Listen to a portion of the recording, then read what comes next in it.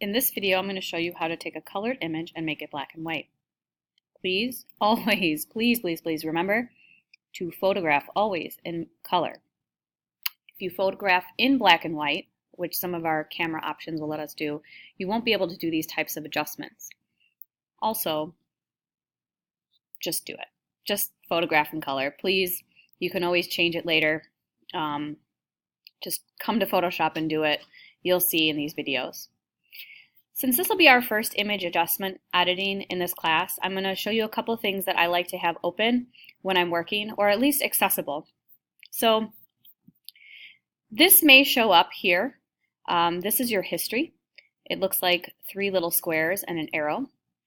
And what your history does is, as you are making changes to a photo, it creates like this history of layers of options of what's happening. And then you can go ahead and go backwards in your steps if you make a mistake.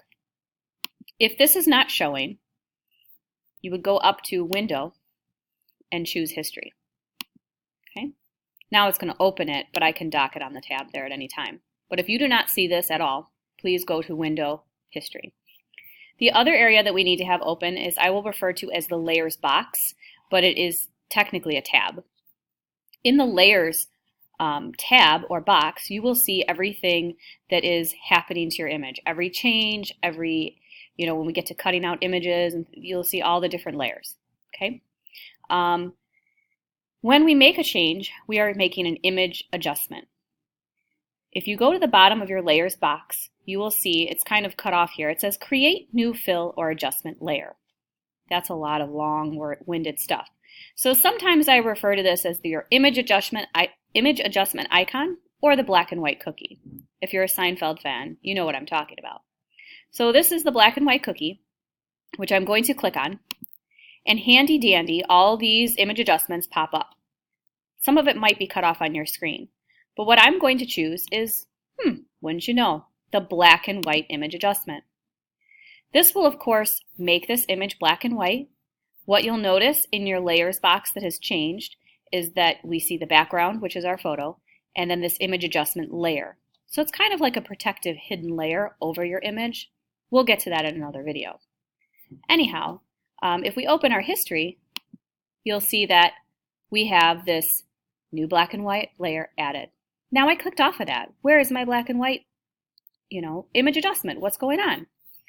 Since we added that image adjustment, I can just double click on that black and white cookie in my layers box where it says black and white, and it'll bring up all those options again, because we will need that open.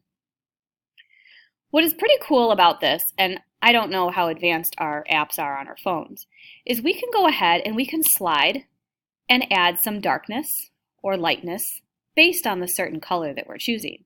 So as you can see, if I slide my slider bar here on the reds to the left, it makes all the reds in my image darker. If I slide it to the right, it makes all the reds in the image lighter.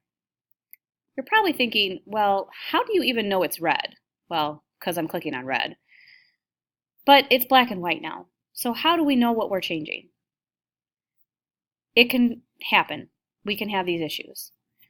But if you click on this little finger, this pointer finger guy, right here under where it says preset, if you click on that, a little eyedropper appears. When you click on a part of the image, you'll see, if you look in that box, that properties box, it's going to tell you what color that was. So that's yellows. So I can go to my yellows then and slide that.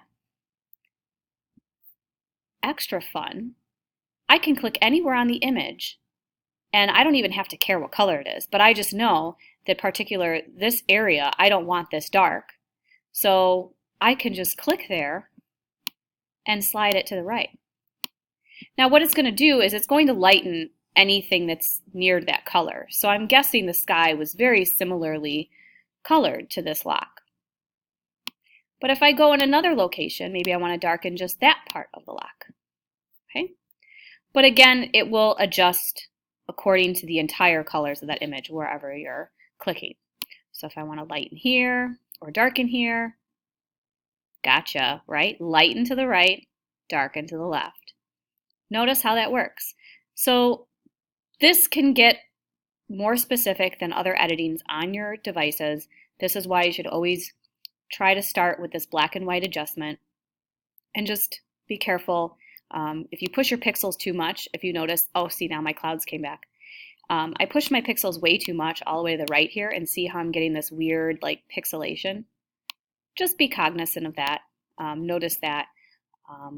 But this should help you learn how to make your black and white adjustments and change, and to be more precise in where you want your darks or your lights or your midtones.